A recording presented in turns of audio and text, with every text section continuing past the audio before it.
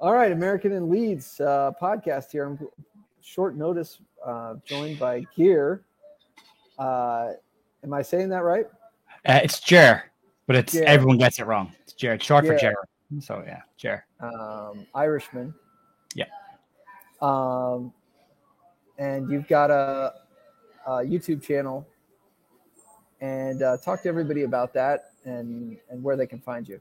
Yeah, it's called Leeds United The View. I've only got it back up and running in the last week or so. I had it going 3 or 4 years ago and didn't really do anything, so I left it. And then I decided a couple of weeks ago that what was needed was Leeds news in as short amount of time as possible. So decided to relaunch it. So it's called Leeds United The View. And whenever I watch the show, it's like just the facts, man. That's what you're all about. You kind of give the news, the updates, and that's it. And I appreciate that because it's like, this is what I need. This is the daily content I need. Yeah. It's the way I kind of look at it is the first thing I do in the morning is I open Twitter and try and see what news is there. And there's so many different sites with so many different bits of news. Some of it's real, some of it's clickbait. And I just decided I would love to be able to get all my news in one spot and either listen to it on the way to work or, digest it when I'm having my breakfast in a couple of minutes and then get on with my day because everybody's busy. Everyone has things to do. So I suppose that the hook is I'll do all the clickbait and pop-ups for you so you don't have to do it. And then I'll just try and get it into a small ball and give it to you. I am planning on doing longer content as well, but at the moment it's just the news. My news stuff will always be short. It'll never, ever, ever be more than like 6 minutes. That's the plan. I love it. And I love the consistency of it. Talk to me a little bit about, I'm just curious about your origin story, about how you became a Leeds fan, being from Ireland. And there's a huge Leeds United support in Ireland. It's at one point, I think it was like the third most supported UK team in Ireland was Leeds. It's kind of changing now with a lot of young people starting to support Man City, but the slightly older generation are a lot of Leeds fans. I grew up a Leeds fan. My father was a Leeds fan who grew up watching Don Reevy's team. I say watching. He was listening to the Leeds games on radio back in the 60s and 70s. And he grew up watching and listening to Leeds, grew up a huge fan. And then basically every time Leeds came to Dublin to play a pre-season friendly against Shelbourne or Shamrock Rovers or a League of Ireland select team, I would be brought to the games with my dad to go and watch them. So I played football and I coach football currently. So it was kind of, I had the interest in football. And then, no matter who I wanted to support, every time there was a jersey bought, it was a Leeds jersey. So it was kind of, if I want to get all the kit, I got to support Leeds. So he pushed me in that direction. But I've loved it. I suppose the most games I've seen of Leeds were when Leeds were in League One. I was a consistent visitor to Ellen Road. There's a Ryanair flight that leaves Dublin on a Saturday morning that is completely full of Leeds fans, and it comes back on the last flight in the evening on a Saturday, and it's completely full of Leeds fans. So we've a good base over here. There's lots of supporters clubs. I used to be a member of what was called the Navan Whites Supporters Club, which is a small village. It's got about 40,000 people living in this town, and there was 30-40 Leeds members in this one supporters club in this small town. So it's a big support over here. But as my father used to describe before he passed away, we are long-suffering Leeds fans. Now, there wasn't a famous Irish player that played for Leeds that got you guys interested as well, or is it just not so much? There was always been a steady supply of Leeds players. I mean, Jack Charlton, not Irish, but managed Ireland, and we adopted him as one of our own. So Big Jack is, honorary Irishman. So that would have been one. But then I suppose during the other is Gary Kelly, Ian Hart. Gary Kelly actually lives not far away from where I live. He's from Drogheda in Ireland, and I'm just outside Drogheda. Ian Hart, Gary Kelly. There's been Steve McPhail. There's been some great Irish players, and there's always a steady supply of Irish players going over to Leeds in the academy and the underage as well. There's always plenty of Irish kids there as well. So it's, I don't know, there was a link up here as well. There was a local club called Home Farm who were actually connected with Leeds at one stage. They actually took on the name. They were called Home Farm Leeds, and they used to wear both badges on their jerseys at school, but they were one of the best underage kids teams in Ireland. And there was a huge amount of kids went over to Leeds for the academy at that point. So there's always been a couple of Irish players. I don't think there's any of them squad at the moment, but You can adapt Paddy, right? Paddy Kenny, yeah. Paddy Bamford. He's got some Irish roots, right? He can still kind of play. Twitchy subject, that one. He played underage for Ireland. He was an Irish under 21, under 19 or something international. There's photographs of him in a full Irish kit. So every Irish manager in the last 6 years has been trying to get him to come and play for the first team with Ireland. And he's kind of resisted with the hope of playing for England. And I just hope that one cap was worth it to him, because we would have loved to have had him, especially the last couple of years. Desperately crying out for a decent striker since Robbie Keane retired. So, yeah, he's kind of Irish, but we'll forgive him. All right. Well, very cool. All right, let's get down to brass tacks, as they say. I wanted to talk. You have a background in coaching as well. Yeah. So it's interesting to have your mind on Leeds and Leeds United, and I just want to get your take on what do you think of Jesse Marsch's system now that you've kind of seen some preseason, and compare it. And do you think this will work in the Premier League? It's a great question, and it's, I suppose, the second part of that question is we'll find out on Saturday, I suppose, against Wolves. I'm ignoring last season because I don't think you could really try and cultivate a brand new system and a brand new style of play, given the pressure that Leeds team were under at that point. So that was more a case of get results. That's all we had to do was stay up. However we did it. And then to shift from Bielsa's system, which was a high press, high possession based, very big fitness, reliance on fitness, to what Marsch's system is, where it's not so much about possession, but it's more about being effective in transitions. And I suppose the way that he plays that differs from Bielsa. And I saw a couple of comments about Tyler Adams on Twitter today, people kind of saying he was a Premier League Liam Bridcut, which I thought was incredibly unfair. Jesse plays with a double pivot.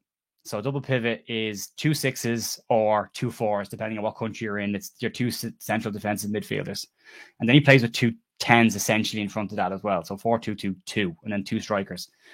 What's interesting about that system is how it moves when we have the ball and when we don't have the ball. So when we're attacking, the width that he wants to get, because a lot of people are complaining that we don't have a lot of width because we don't play wingers as such anymore. The width has to come from the fullbacks, which I know is a separate issue at the moment. And then the 2 defensive midfielders are supposed to drop in and fill the gaps left by the 2 fullbacks. And that way you've got a back 4 always. It's not worked particularly well at parts during pre-season. We've seen Leeds get caught on counter-attack on numerous occasions. Brisbane Roar, we conceded a goal with a counter-attack. Aston Villa scored on a counter-attack. And then we saw Cagliari at the weekend score pretty much 2 and 3 minutes, both on breaks, and we lost possession. So I like the attacking side of what Marsch is doing. I think we've got loads of options around the box. There's not going to be a shortage of players getting on the end of crosses. I like what he's trying to do with Dan James as well, moving him onto the right-hand side of the pitch. I think from what I saw in the Australian games, he was way more effective on the right than he was as a striker, as an out-and-out winger. And then again, the weekend with Cagliari, seeing Jack Harrison nearly as a third 10 tucked in, I thought he looked fantastic in that position. I thought it really played to his strengths. So it's an interesting one. When we have it, it's an overload going forward. And we don't have it, you're kind of hoping that your double pivot will sit out and cover the fullback positions. But it'll take a while for some of these players to get used to it. I like the fact that Adams and Aronson are in this system because they've worked on it before with them. They know the system already. Christensen as well. So it means the learning curve isn't as big. The left-hand side of the pitch is going to worry me a little bit for a bit longer, because of that over-reliance on getting forward and leaving gaps behind us and not having a natural left-back currently. So I think it's exciting. It's a very different system. I think we have an advantage this year over last year, where last year people had figured out Bielsa's system. It was a man-marking system, and the best way to get past the man-marking system is have a centre-half that can play out with the ball. And if the centre-half runs out with the ball, the whole thing breaks down. If one player decides to press, the whole thing breaks down completely. And I think teams figured that out. You looked at the Man United game where we conceded 5, and Man City game where we conceded 7. It was very easy to figure this out. I mean, United took Scott McTominay out of midfield and put him as centre-half so he could play it with the ball, which was a clever thing to do. So it meant he can attack, he can play a centre-half, but he can also come out with the ball. I don't think we'll see that with Marsch. I think we'll be a lot more compact. I think we'll concede less goals, which is a good thing. But I think we'll score a lot more goals as well. I think we're seeing if Rodrigo replicates what he did on Sunday, and if Bamford can do it as well, and then Aronson with the creativity that he has, I think it's really exciting. It could be really exciting. Yeah, I could talk about Bielsa and that last season, because it was a shocker a little bit for, I think, a lot of the fan base, based on his two previous seasons in the championship, and then obviously the first season in the Premier League. What happened, and and I think it's more to do not just with tactics. Well, obviously it's the players breaking down, but I think he was in uncharted territory himself. I think he was never been through a cycle where it's year 4 and you've got to replenish the squad and you've got to manage in this kind of go. It just broke down, and the players stopped buying into it.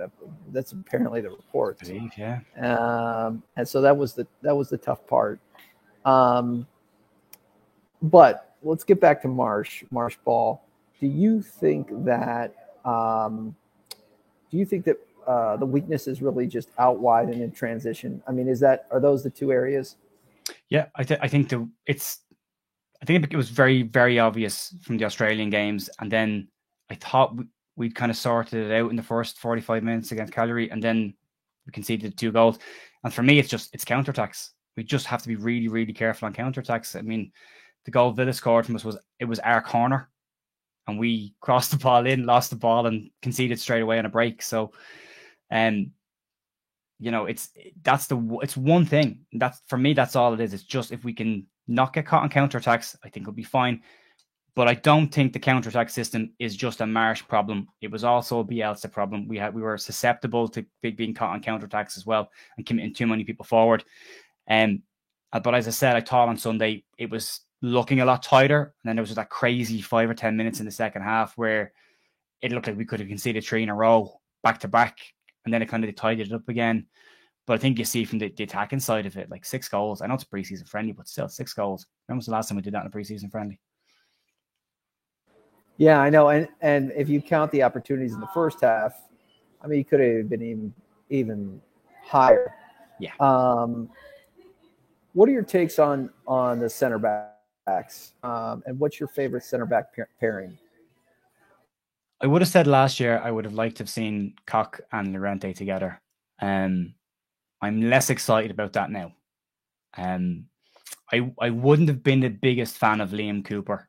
I think he did a job for Leeds, but I think, as everyone calls it, there was plenty of Cooperisms in him. There were all these little moments where he's gone slightly too hard, or he commits himself a lot. He dives into tackles more than he should, but he wears his heart on his sleeve, and he's a fully committed player, and that's why he's the captain. But seeing him out of the team makes you realise what you had when he was in the team. And I think, for me, Koch and Cooper would be my preferred back two. I think Robin Koch has to start. I think he's probably our best centre back at the moment. If everyone's fit, you could put Cooper and Stroke together if he's on form. He had a bit of a blip last year. I still think, personally, we need another centre half, and I think we need a high caliber centre half with a bit of pace, because Llorente and Koch are not the fastest centre halves in the world. And again, the goal that we conceded on Sunday with the counter attack was Koch just couldn't catch up with the player. So that's still my area of concern, is our 2 centre backs. But I think when we get Liam Cooper back, and Cooper's going to be 4 or 5 weeks, I still don't think we'll see him next week or the week after. He's only just started training. He's had no preseason at all. I think he tore his hamstring on a treadmill during the off season. The most Leeds thing you could possibly do. You're just coming back from an injury and you tear your hamstring while not in preseason. But yeah, I think we need to get him back. And in the meantime, just protect the back 2 as much as we can. Keep Adams sitting in front of him. You think Diego's he's just out of form? I think he's really good. I just think he's a little bit eccentric. I think he has just these mad moments of absolute craziness that you're like, what are you doing? Just get rid of the ball. There's a time to carry the ball out. There's a time to pass the ball out. And then there's a time to put your foot through the ball and just get rid of it. And for me, at times, Llorente tends to go, well, I'll just pass my way out of here, and gets himself into more trouble than he should. Where I think if you put Cooper in that position, Cooper just puts his foot through the ball and goes, we'll worry about it in a minute. It's not here. We're not going to concede. The ball's gone. Let's just, reset. Diego's like, where's my nearest player? Let's have a little triangle here and pass our way out, and gets caught in possession. But again, go back to about the first season in the Premier League when we had him. I thought he was excellent. I thought he was absolutely fantastic. And last year's a tough one to judge anybody by because it just wasn't a good season for by anyone's standard. It was every player had a wobble last year. So, if you can settle down, calm down a little bit, yeah, I think he's Spanish international. He has to be decent. Like, he can't be a poor player being a Spanish international, you know? Yeah, I agree. So left back, how big of a concern? I always say, look, the brain trust is there. Yeah. Like, these are smart football people. These are people that are getting so far in football that I could never get. But just in May, you were going, boy, now the season's finished. They really need a left back. Yeah. And so they didn't sign one. We've got an injury to Firpo, and now it's very glaring that we've already started to move people around to cover this position. Yeah. They sold Leif Davis, which I thought was just bold. Even though he's not, he's a left back. So what's your take on the left back position, and what do you think? Where do you think we'll go? I agree with everything you just said there. I think selling Leif Davis, when we sold Davis, I thought there's a left back coming in straight away. That has to be why. You don't let a natural left back go that close to the season unless you've got a backup. I've seen a lot of people, again, I'm looking at Twitter as an example. It's a bad example, but I'm looking at Twitter as an example. The amount of people suggesting players to the Leeds chairman and the management team, and hey, Leeds, look at this guy, and if you think they haven't looked at these players already and dismissed them out of hand straight away, then you're codding yourself, because as you said, this is the brain trust. They know what they're doing. They have a scouting network in place. If they're not looking at a player, if they haven't bought them already, chances are they're not on their list. They've dismissed them as players they don't want in their team. Well, especially at this point of the season, right, where it's like it's the season's starting and the time is so much more limited to get these things done. So the conversations should have already been going at this point. I completely agree. I think there's lists of players there. I mean, we've seen Gutierrez from Real Madrid linked. He now looks like he's off to Girona. We've seen Charlie Taylor's name keeps coming back up, and it hurts my face every time I see Charlie Taylor's name. And then you get people saying, well, it was Gary Monk that said he refused to play for Leeds, and we can't believe Gary Monk. I remember it happening live. I wouldn't have Charlie Taylor in the Leeds shirt no matter how much money you gave me or you got for him. Outside of what he did, he's not good enough. He was a left back for the team that got relegated, and I would be concerned about signing defenders from relegated teams. I don't rate the guy. I think he's a half decent championship level left back. We can do better than that. I don't think he's better than Firpo, and that's saying a lot. I think Firpo still has to prove a lot of people wrong. I hope he gets the chance to do it. He appears to be injury prone. Between last season and this year, he's either suspended or injured. And I think we need a first choice left back. I don't think the club's going to sign a first choice left back. I think they're going to look for someone young that can go in behind Firpo. But I think it's a priority position because, as you said, we're starting to move people around already. We did that last year. It's square pegs and round holes. It never works out well. It never works out well. And for me, I don't think the striking position is the priority for us. I think left back is a priority for us and has to be a priority for us. I don't know who we bring in. We've been linked with every second left back that's on the market. I would like to think that Leeds already have somebody lined up and they're working on it. We've seen a lot of transfers early in the month that happened with very little talk about it. I mean, the talk was that we had signed Kamara and that was a done deal and it was going to go through in the next 24 hours. And then Adam signs, not Kamara. So they've done a really good job of hiding their targets and smoke screening them. And I hope they're doing the same with the left back position. I hope there's one lined up and ready to come in pretty soon. But we need one. We desperately need a left back. We have done for a long time. Who do you think it is? I mean, I know you've been given the news every day. You're not a speculative guy. No. But what's 2 or 3 names you think that might fit? I don't know. And that's being honest. I'm not an in the know guy. I don't claim to be an in the know guy. Who would you want? I like the look of Philip Max from PSV. I thought, now, again, mixed reports on him. Some people, for PSV fans, were saying he's very good in attack, but he's not a great defender. But given how Marsch's system is, he wants his fullbacks to give him width. Therefore, you want an attacking fullback. So therefore, Philip Max looks like he'd fit the bill perfectly. And we don't have a free kick taker, which has become glaringly obvious since Rafinha left. Everyone that's had a shot at a free kick has put it about 6 yards over the crossbar. And he can hit a ball. He can strike a set piece, which is a value in itself. But it doesn't look like that's going to happen unless... I mean, you're dealing with Ruud van Nistelrooy, who will know the Leeds history with Manchester United, and that's going to be tricky. And he doesn't want to sell his players. And he's made that very, very clear. As he said the other day, there isn't a hair on his head that is willing to let Philip Max go.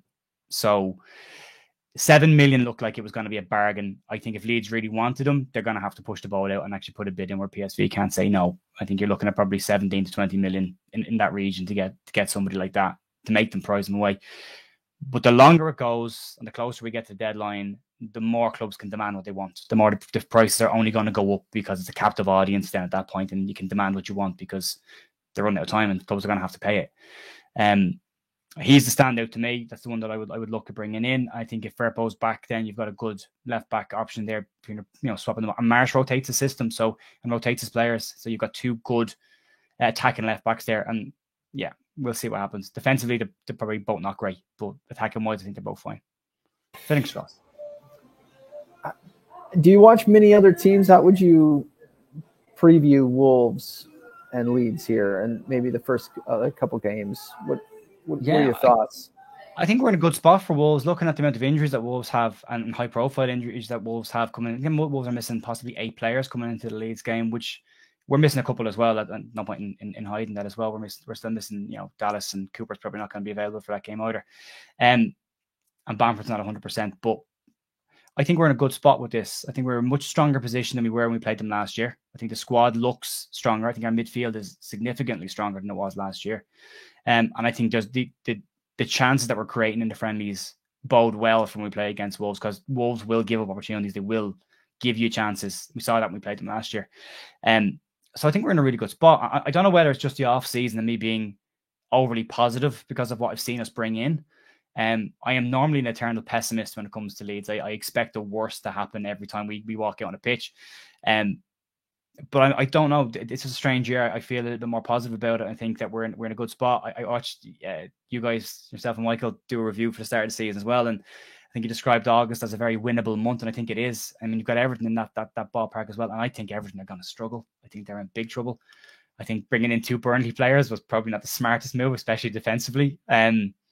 So I think it's a winnable month. I think if we can start well, I think if we score the first goal against Wolves, the pressure's off, the stadium will relax, players will calm down. Last year, we'll be in the rear view mirror and we can focus on it. But I think the start of that game is going to be vitally important, because as full as Ellen Road was on Sunday, it was a friendly. Ellen Road for a Premier League game, first day of the season, will be rocking. And the players need, especially the new players, and there's a lot of them, need to be able to deal with that and the pressure that comes with that. But I think we'll win. I think we'll get a win. Although I always go 2-1 with Leeds. I think we'll always concede, but I think we can score more. So I think we'll win it. I'm confident. Yeah, I fancy our chances too. The ethos of this team is different. I think that there was such, I don't know, with the championship side, there was a lot of pressure on that team to get promotion. And then there was pressure on the team both the seasons really to survive. And now there's so many new players. And so that pressure that Ellen Road brings, I wonder, and it can crush people or it can make diamonds or whatever the saying is. Yeah. I think that there might be some players, and this is just my gut, there might be some players like Erasmus, like a Brendan Aronson, maybe a Tyler Adams, that really kind of rise to this level. And because playing in front of a full Ellen Road crowd is going to be, there's no practicing that. There's no simulating that. They're just going to have to face it and do it this weekend. So I'm hoping that comes alive and that we smash them. I'm hoping we smash them, like get a goal. I don't think we'll get a goal super early, but I think we'll get a goal in the first half.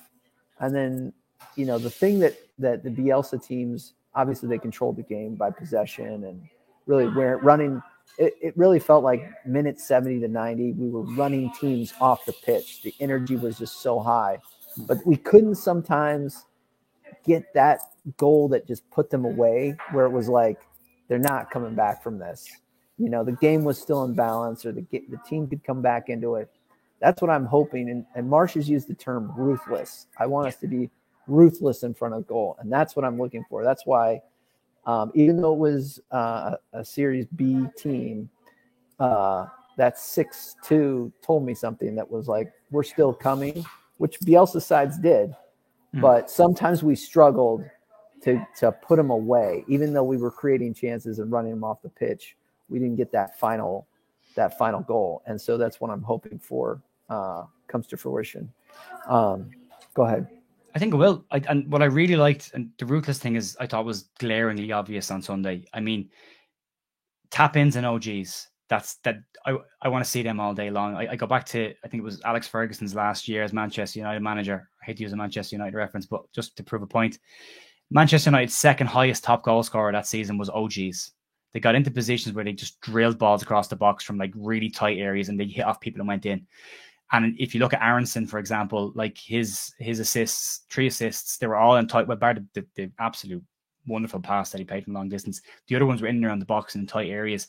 And then Rodrigo's goal, essentially it's an OG, but they're putting themselves in positions where there's bodies in the box, not all areas, but there's bodies in the box and there's pressure on them, and it's a quick attack, so people are facing the wrong way, they're running back towards their goal, and that's when mistakes happen. And I think Leeds looked like they were, like, when we got the 4th goal, I thought, okay, that'll calm us down now. We've just conceded 2, we've got the 4th, that'll be it for the rest of the game. I fully expect him to empty the bench at that stage. He didn't. And they just kept going and kept going and kept going and looking for a 5th and a 6th. And they were still going after a 6 and could have had more. And I love that. I love that. I'm happy to give up possession if we're going to score more goals, because just because you've got possession doesn't mean you're going to win a game. You know, we saw that last time. We dominated teams in possession and get caught in the counter attack, or, you know, teams would nick a goal.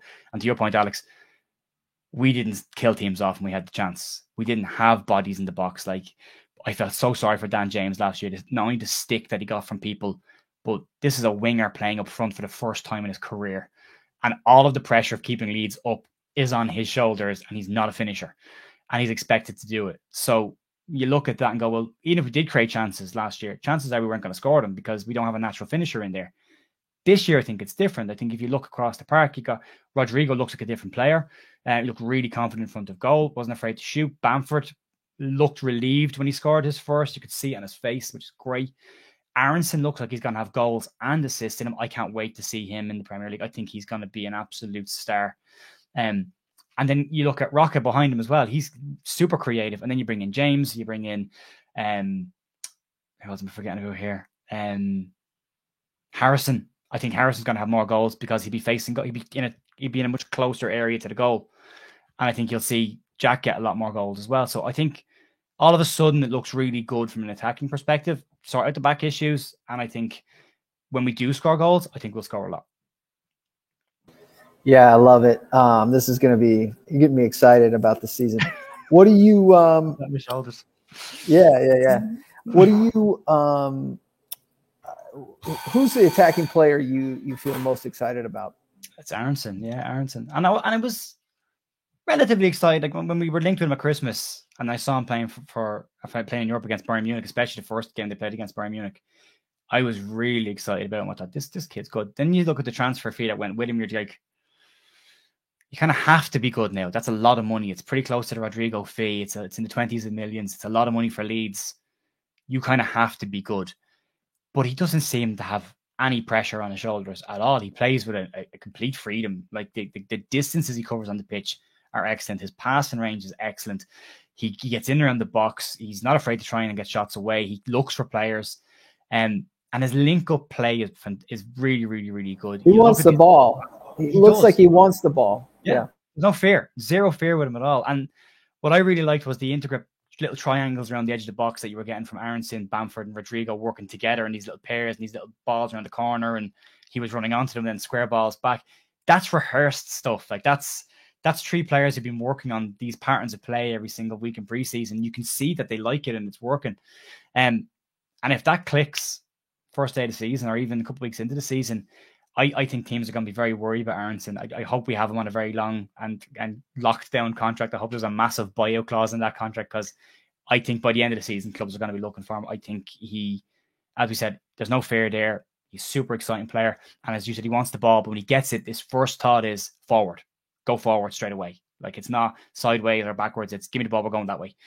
And he instigates a lot of the moves. And I love that. I love that about him. I think he's going to catch a lot of teams off guard this year. I'm excited about him. You're asking me loads of questions. Who's the player you're most looking forward to? I'm excited about Aronson. I told some USMNT people on social media that Aronson will wind up with more goals and assists than Pulisic, and I've gotten murdered for that. Pulisic will play. He'll play starting 12 games, a CL game. Yeah, the cup games. He's second or third on that Chelsea squad. I think he's as talented. I think he's more refined than Aronson at this point of his career. I, as an American, believe that Chelsea brought him in to sell jerseys, unfortunately. So I think Aronson is class, and I think his brother's class, and from a U.S. perspective, I think he's going to be a star, as well as Adams is going to be more of a bruiser, and he'll pick up some cards. It'll be interesting to see both of these guys. The knock on them from America too has been their the lack of physical stature thus far. They will be challenged in this way, but they're young kids, they're tough kids. So we'll see how a full season plays out for them. But I think that there's a ton of potential, and I think that they know the system, and I think they got no fear. That's what you love too. I love Adams. I love the way Adams is in everyone's face.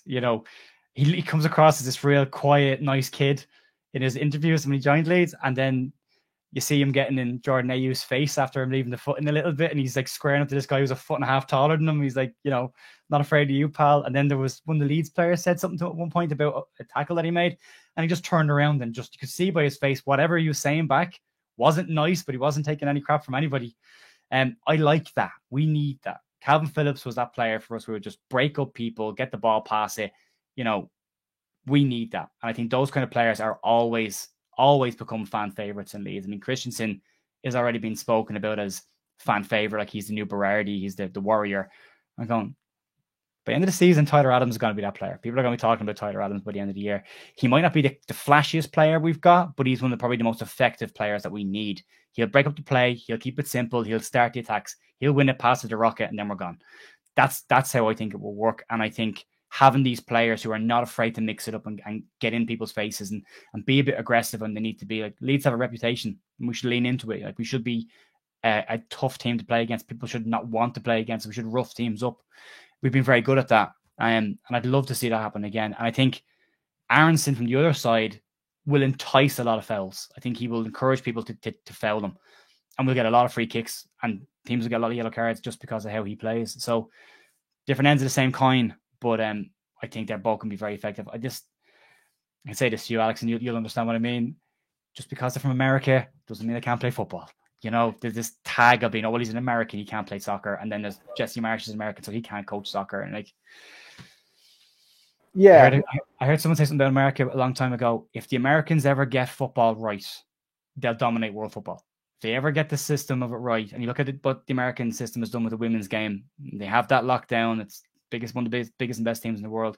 You're looking at a crop of American players coming through, and America are a top 5 ranked team in the world. And you've got 2 players from that national team. If you said to anyone else, we're going to sign 2 players from a country who are in the top 5 in the world, you would rub your hands together and go, brilliant. But that stigma because they're American is ridiculous.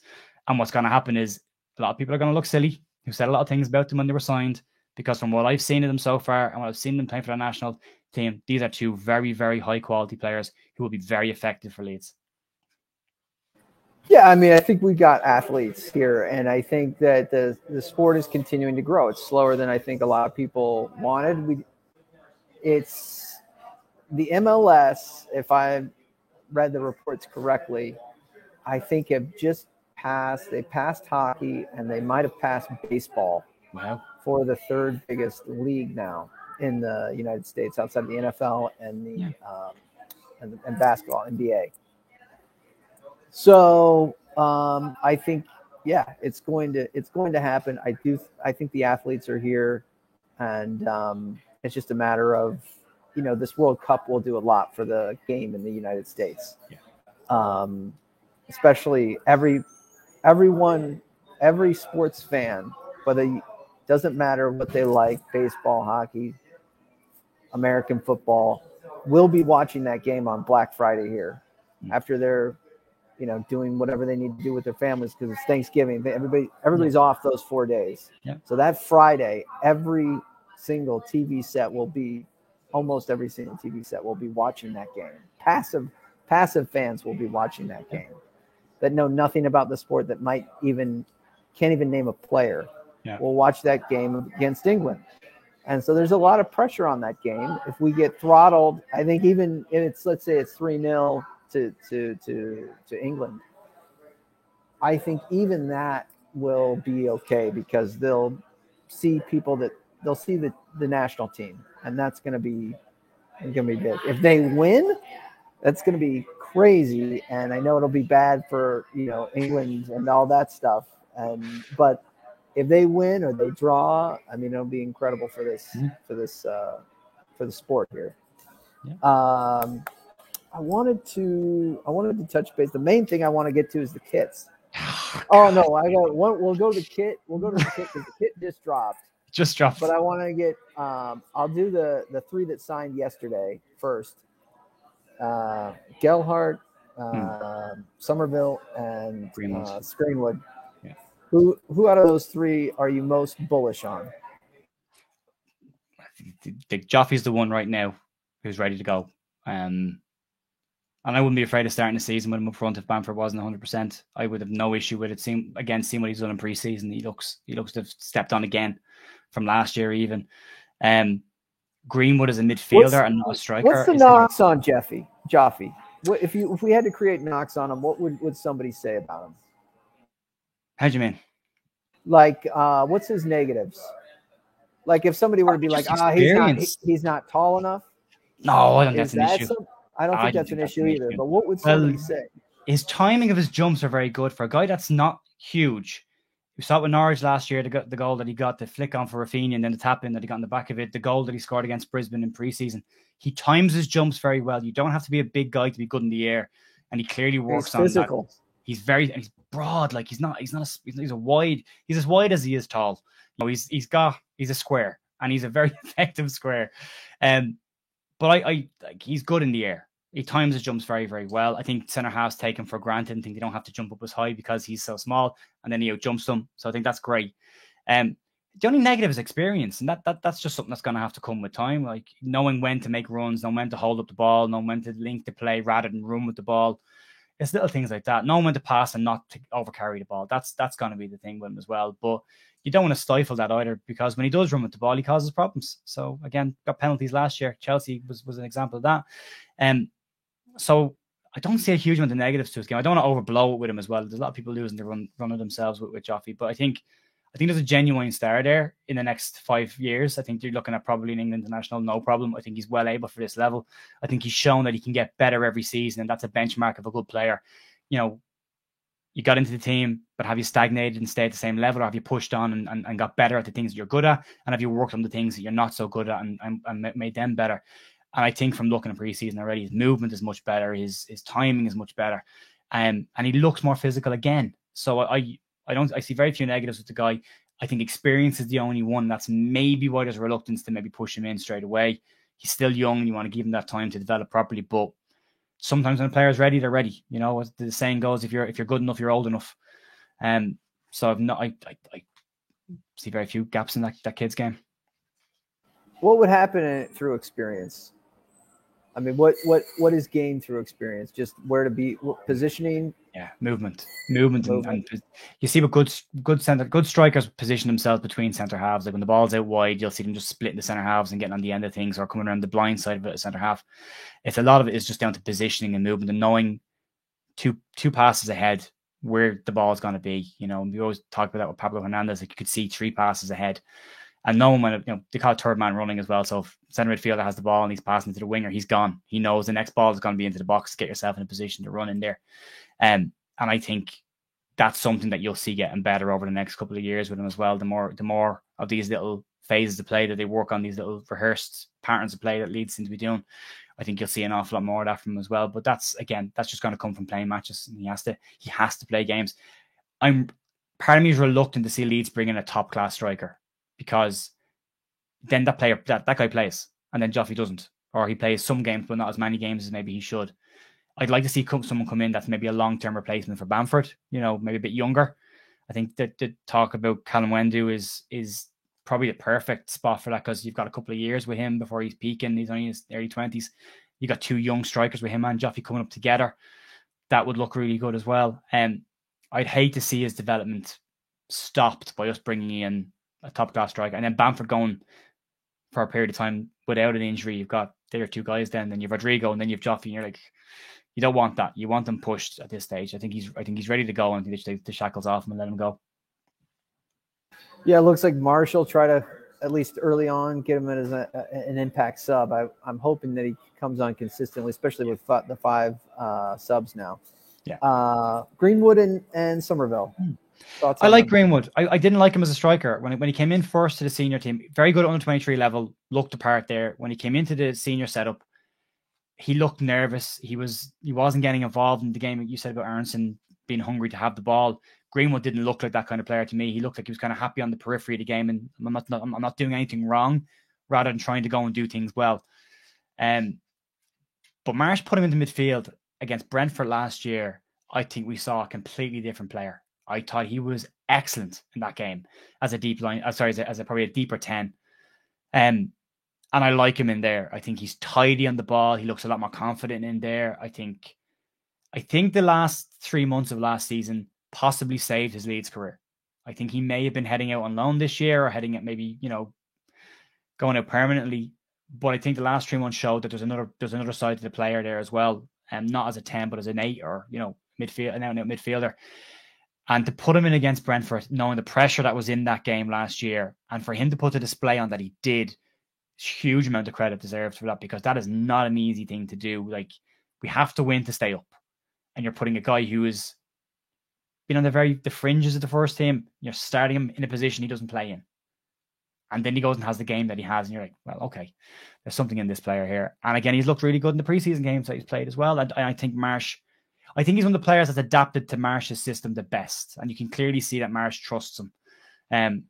And that, again, Marsh likes this thing about consistently improving players. He said it about Rodrigo this week, of he learns stuff and then he wants to know more, and then he learns that and then he wants to know more. And I think you've got that with Sam Greenwood as well. So he looks like he's going to be, I think it'll be more substitute appearances and maybe cup matches that he'll start in. But I think he's definitely part of the plans now. And then Somerville, I loved what I saw of the under-23 team. To watch a lot of their games last year, and he looks the part at that level. There was a couple of moments in the senior games that he played off the bench that you could see glimpses of that. I think handing him a number 10 shirt, without reading too much into jersey numbers, that's a big statement. Like, that's historically your most creative player, except when Alioski had it. He just got it because he was crazy and he wanted it, and he was big enough to wear that shirt.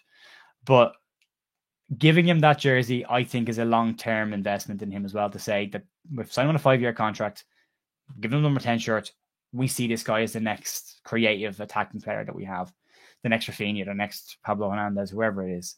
And I think there's a lot of skill in him. I thought he might go out on loan this year. I thought that might actually do him well to go out and have a season playing at a senior level. But Marsh has obviously seen enough in him to say, nope, he's not going out on loan. He's going to be part of the first team setup, and he's going to play games. And as you said, the 5 subs means there's more opportunities for those kind of players to play.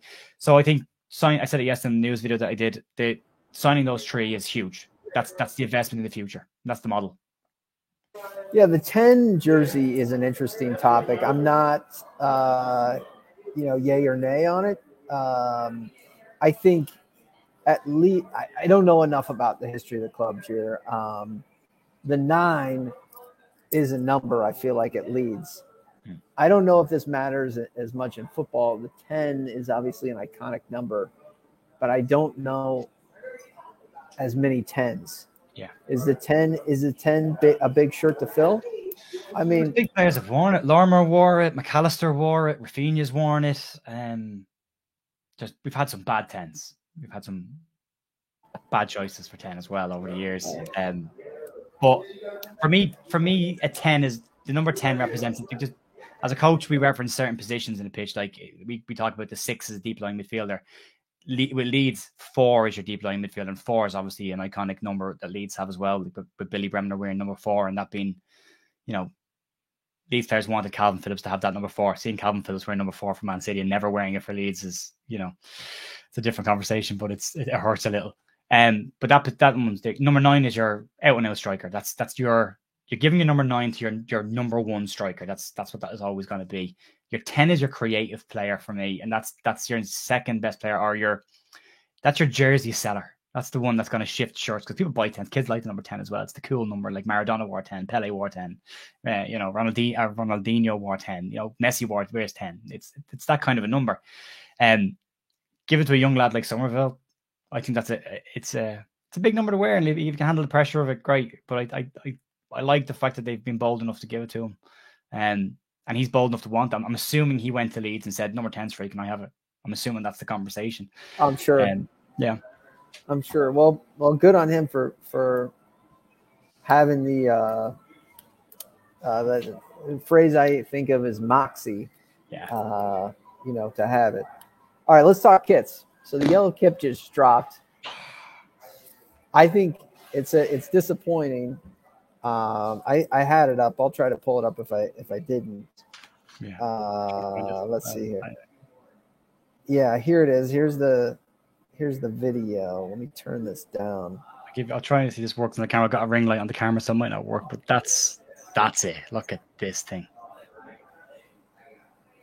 So look, I like kit. I love talking kits. I love him. And let's go back and talk a little bit about. Let's talk about the home kit. Yeah, I love the kit you've got. Love it. I love that kit. I didn't like it when it first dropped. This one? I was like, nah. Yeah, but I love it now. Yeah, love it. I love that kit. Looks great. What do you think about the home kit? Love it. I really like it. I know a lot of people said, "Oh, it's the same as the one 2 years ago." These are the same people that want the plain white kit every season, which would look the same every single season. So you can't win with some kits. Some people will love kits. Some people will hate kits. That's just what happens with kits. I mean, you could turn around and say the maroon kit a couple of years ago was a beautiful kit. You're going to get a portion of people going, "It's very close to red, therefore it shouldn't be a Leeds kit. I hate it." So you're going to get that.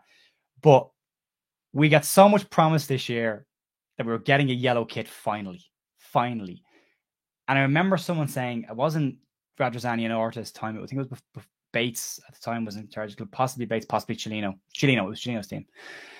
And they said yellow kits don't sell. And that's the problem with yellow kits. They don't sell. They might be traditional for Leeds, but they don't sell. And fair enough. That's why you've got a third kit. You can do whatever you want with the third kit. Go crazy. Go mad. Make up new color schemes. Don't care. The home and the away kit for me need to be relatively traditional. Like, we've got plenty of options for away kits. You got blue, you got yellow and blue, you got blue and yellow, you got white, blue and yellow, you've got green and blue from, this was a throwback to an old kit as well that I had when Tony Yeboah was playing for Leeds, and I bought that kit when I was a kid. Love it, still have it. And then we saw this come back out. This is one of the few kits I thought Adidas got right. I think Adidas have had an absolute awful time as a kit manufacturer for Leeds. I think they've got it wrong more than they've got it right. Last year, putting electric yellow on the shirt was an absolute no-go for me. And changing the colour of a badge, I don't agree with that either. The badge is the badge. Stop changing the colour of the badge to fit your kits. But I like the home gear this year. I like the material is different. The tone is different. I like the blue and yellow on it. I think it's striking. I love the LUFC built into it as well. I think that's classy. I have no problems with this year's home shirt. I think they've nailed it. It's lovely. They might have changed the collar a little bit to make it look less like the gear from 2 years ago, but that's the only thing I would say that I've got a problem with. I was really excited for a yellow kit. Really excited. I saw the dodgy knockoff ones on DH Gate, and I thought, okay, Leeds yellow kit with a collar. I can get behind that. I like that. Then I saw the V-neck yellow one that was floating around, and I thought, that's nice. It's plain, but it doesn't have to be special. It's plain. And then you go back to the Kappa kit a few years ago. We have the yellow with the blue and white trim on the sleeve. That was beautiful. And then you go, please, Adidas, get this right. You can't get this wrong. It's a yellow kit. And then they put out a jersey that looks like a tie-dye. And I think it's awful. I think it's awful. Yeah. I think it's awful. Yeah. I mean, I reflect back on there's two ways to look at it. Obviously, the initial reaction is not that great. I remember Pascal saying that the maroon kit was their favorite kit to play in that year. They had some obviously the Man City game was, and this coming year, the lilac or whatever, they won more games in with the blue. I initially liked the blue. Somebody said it looked like a Chelsea kit, and ever since I saw that, it was like I couldn't get it out of my head. So I'm not as big a fan of the blue. I think they nailed the home kit. So. Right. Give them props for that. Okay. This kit, I think, is going to look better on TV than it's going to be on to have in the stands or on the shirt as a fan. I think it's going to be because it's going to look okay on TV. I think when you zoom in on it, that's when you'll probably have a little bit of. But so we'll see. It's unfortunate that it's tie-dye. It was so close to. I think outside of that. Like if that blue was just the stripes, I think it would have been okay. Yeah. We'll see how the third kit comes.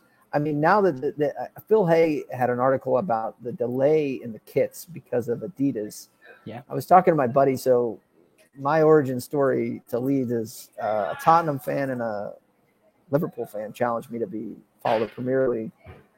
I researched clubs, and I found Leeds. I didn't know they were in the second division. But I was just like, I'm sticking with them. I love this club. I love the ground. Like it's just checking all the boxes. The fan, the One Club City, the kit is awesome. So yeah, but they obviously both have Nike. They don't like Nike. I think, they play it very safe. And then some of their ways are a little bit too weird. Yeah. They love Adidas, which I think is interesting. I think Adidas also. I'm not a fan of the two-tone collar on the Man City, the Arsenal and United. The Zaggy thing on it, yeah. What is that? So, anyways, give them props for nailing the home kit, I guess, and we'll see how this alternate third away goes. Yep, and we'll be optimistic for that. But yeah, it's a. I don't want to go as far as a bottle job, but it's a disappointing. It's so close. It was so close. It's like, yeah. You had it. You were there. It was in your hands. You were there, and you spilled the blue paint on it. You were so close. Yeah. If you hadn't dropped the blue paint on it, you were fine. The thing with it is, if you're going to say Leeds yellow shirts don't sell, don't produce a jersey that looks like that. Because I wanted to buy a yellow shirt. I wanted to spend my money this year on a Leeds jersey. I didn't buy the lilac jersey last year. I bought a knockoff blue jersey. I didn't invest in it. Home shirt I bought, and I wish I hadn't. I hate it. I think last year's gear, it's just a cheap jersey. Yeah, I like the Henley. The thing about the color, the home, it was the yellow. It was not a Leeds yellow, and then the patch was way too big. They finally, towards the end of the season, for the players got it, but I love the fact that it was a Henley. That was cool. Yeah. But yeah, so hey, with that then, like when did the new season go? This is going to be Leeds color for the next couple of years, and we'll keep it like that, and you would just change the design around it because that part was nice. But yeah, I really wanted. I'm a big trainer guy. I buy Jordans and I like to collect shoes and I'm a fan of shoes. But I used to be a big Adidas shoe fan. I used to buy an awful lot of Adidas trainers. I had plenty of pairs. And I wanted Leeds to get Adidas because they were always classic, traditional shirts. They were always really classy looking. And then we got them. And now I can't wait for that contract to be up so we can move on to somebody else and maybe get better kits. I liked what Kappa did with Leeds gears. I know it's only a shirt. They're going to wear it on a Saturday and that's all it's going to be. It's just a jersey. But I really wanted this yellow jersey to be something that was, maybe a throwback to some old yellow kits that we had in the past or, something classic. And it might look better. The reason you go with Adidas is their distribution. Yeah. And now the fact that there's delays and it's like, and it's a huge revenue generator for the club, for being a club that's been somewhat recently promoted. Mm-hmm. This is an important thing to get right. So 49ers or Andre, if he's still the owner, I do hope that there's some change there. I don't know,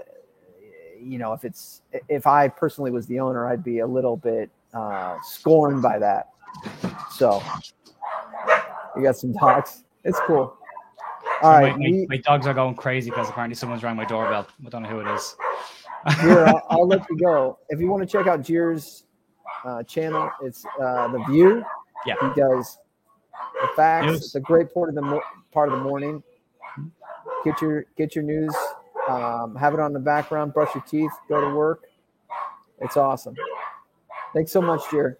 Alex, thanks for having me. Really appreciate it, mate. Talk to you soon. I'm going to tag you in some of this stuff. Thanks, All man. right. See you, buddy. Bye.